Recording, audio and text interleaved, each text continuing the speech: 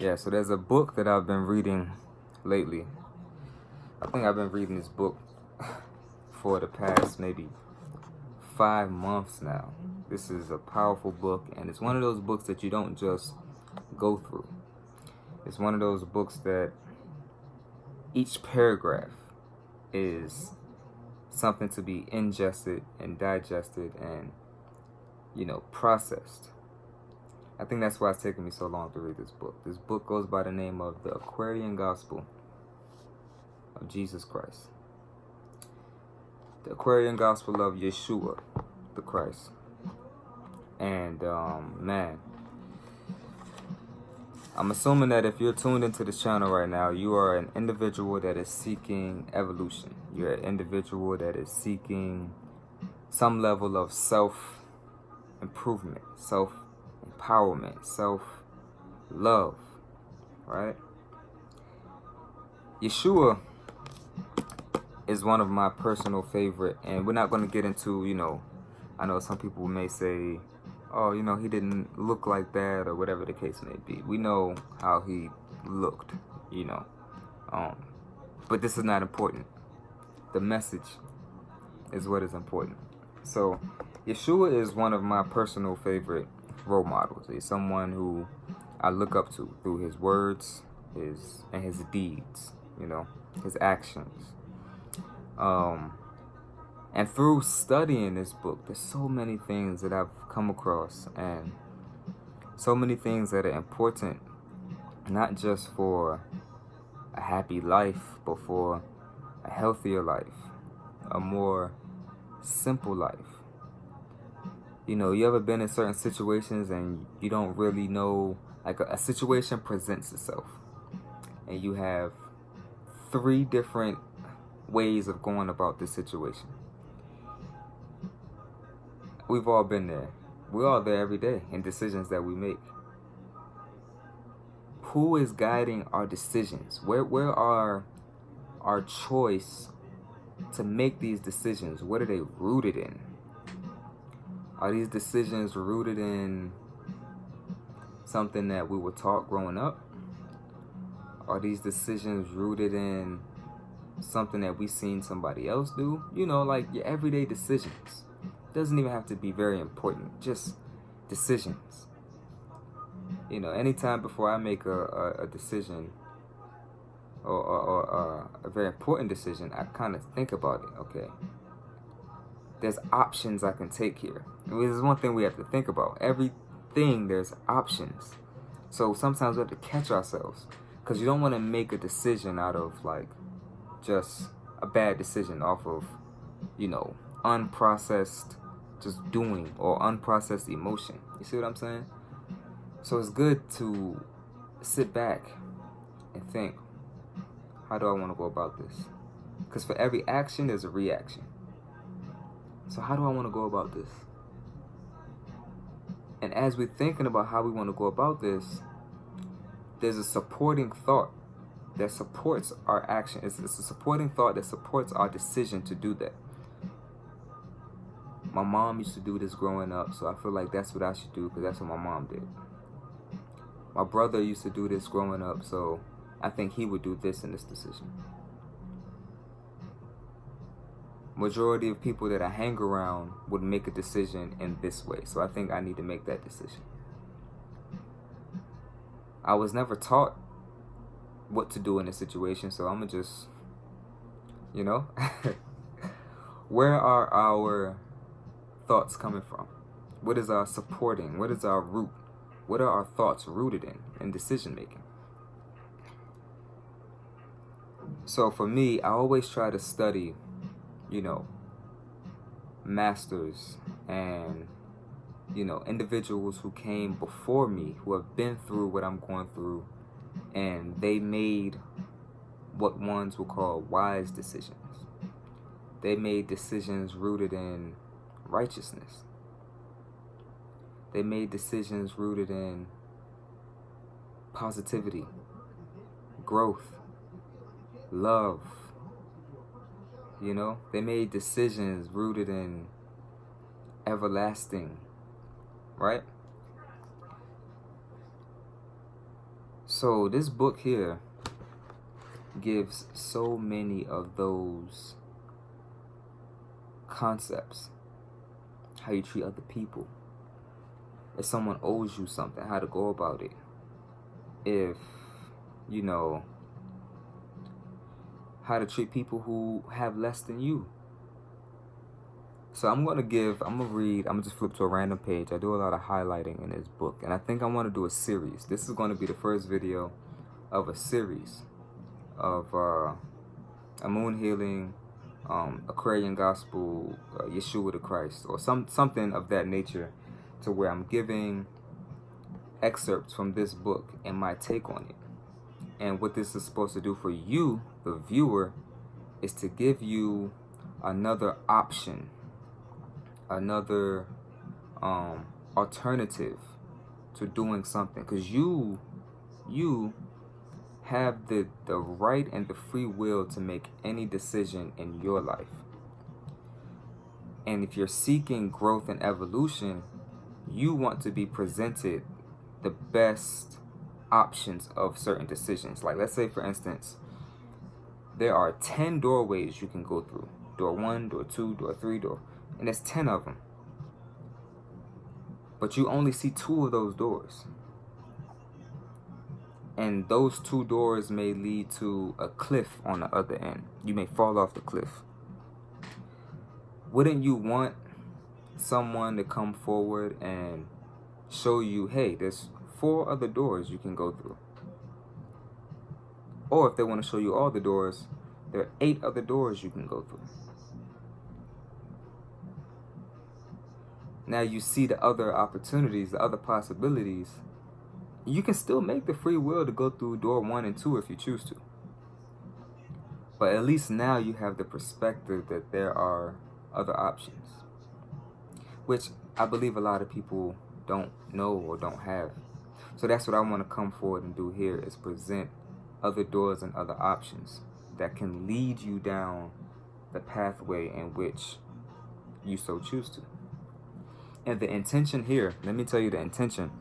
The intention here at this channel, in this video, is to lead you down a road of life. It's to lead you down a road of health, physical health, mental health, spiritual health. Lead you down a road of joy, happiness, smiling, abundance.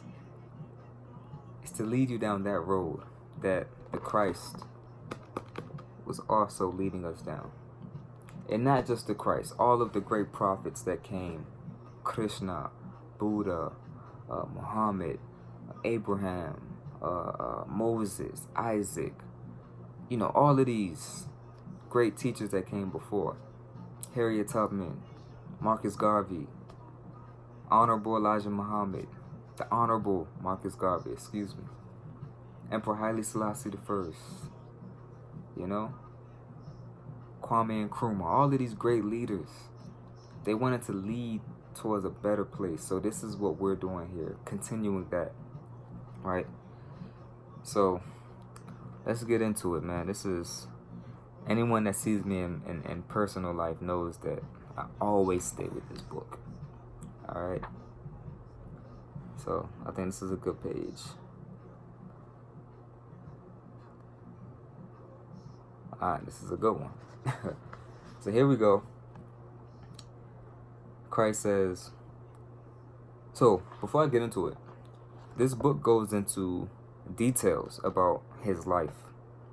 You know, a lot of his life is written about in the Bible, but there are certain things that aren't included in the Bible in regards to his life. So this book goes into places he's traveled, when he was in Egypt, what he did in Egypt, more details about certain scriptures that we get. Like, we hear about the scripture when, you know, he took 3 of the prophets to the top of the mountain and he transfigured himself, turned himself into a being of light. But this book goes into more detail. This is what you would call an apocryphal book. Apocryphal books are books that are the books that were not included in the traditional King James Bible. A lot of books were taken out. That's for a whole nother conversation. But this is one of the gems, right?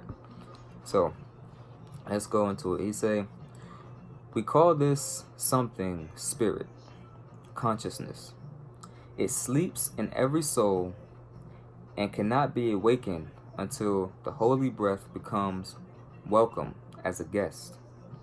The holy breath knocks at the door of every soul, but cannot enter until the will of man throws the door wide open. The holy breath knocks on the door of every soul, but the holy breath will not force itself in. The holy breath is what you may call the breath of the Most High. It is that spirit, that breath of life, the everlasting life, the truth, the gateway into heaven. You know, it goes by many names, but in this particular scripture, it's called the holy breath. And this essence, this energy, it knocks on every soul. But only those souls who choose to open up the door and allow the spirit to come in will partake. Aye, good stuff. I'm going to go a little bit further into that one. There is no power in intellect to turn the key. Philosophy and science both have toiled to get a glimpse behind the veil, but they have failed. So there's no power in intellect. You know, so many people with knowledge. Philosophy. Knowledge.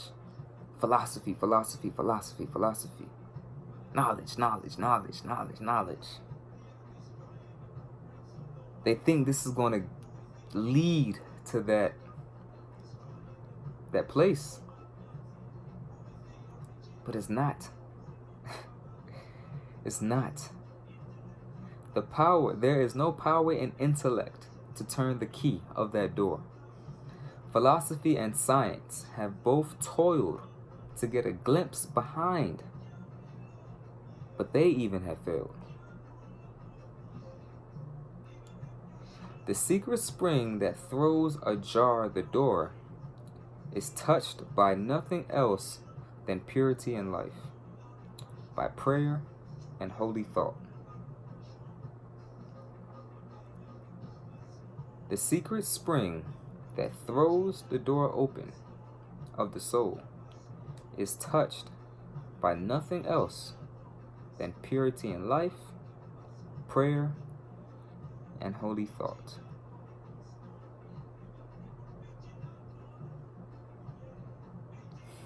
Just like that. So what that means for me, when I read this, is one of the lines that I highlighted. What that means for me is that it's something that meant this for me since I came into this level of being, is that the key to this thing is, the key to connecting to God is just an open heart. It's humbleness. It's meekness, humility. It's letting go of that concept of I know everything. Submissiveness to the will. Christ said, I submit to the will of the Most High. This was the most powerful man on earth at that time. And yet he was so meek and so humble that he would wash people's feet. He would help a homeless man. He would, man, so light, so precious, so, is this that we have to get into? We live in a world where people believe that the strongest have to do and the might is right, and that means you're strong, all of that. The true power comes from doing what the Christ did. This man was moving mountains. He was doing miracles. He had thousands of people following him everywhere he went. And hardly ever showed a sign of arrogance. So this is the lifestyle. This is what needs to be done if that spirit must arise in us and bring us our power. You know, we are all superheroes. Believe it. But we get our superpowers by tapping into the force. That's for another video. But our power doesn't come on our strength alone. I don't care how much you work out in the gym. That power alone will not waken you to your superhero divinity ability. What wakens you up to that is tapping into the source essence of the universe, the holy breath. I believe this video is long enough now. So if you care for more of these videos, continue to pray. Continue to meditate. It will come to you when the time is right. If you care to reach out to me personally, I am now a professional life coach. So a lot of these concepts I personalize with my clients. Don't worry about finances. Don't let that be a barrier that stops you from proceeding. If you really seek this in your heart, reach out. You can go on moonhealing.com and sign up there for the professional life coaching sessions, and I'll go into more of these concepts. Reach out in the comments, however you want to do it. But if you schedule on a website, it allows, it fits in my time frames that I have. But this information is for everybody. So digest this, meditate upon this, and open up. Open up the door for the holy breath to come inside. And continue to live the life you love and love the life you live. Because the superpower is in there. I promise you. I promise you. I'm so goofy. I'm always laughing. I'm so serious right now, but I'm laughing. It's just very interesting. But yes, we give thanks and praise for life. And until the next video, I'll be doing another one of these from the book. So more life, more vibrations. Give thanks for life, and continue to tune in to the frequency and the force thereof. May the force be with you. God bless, good people. More life. Peace.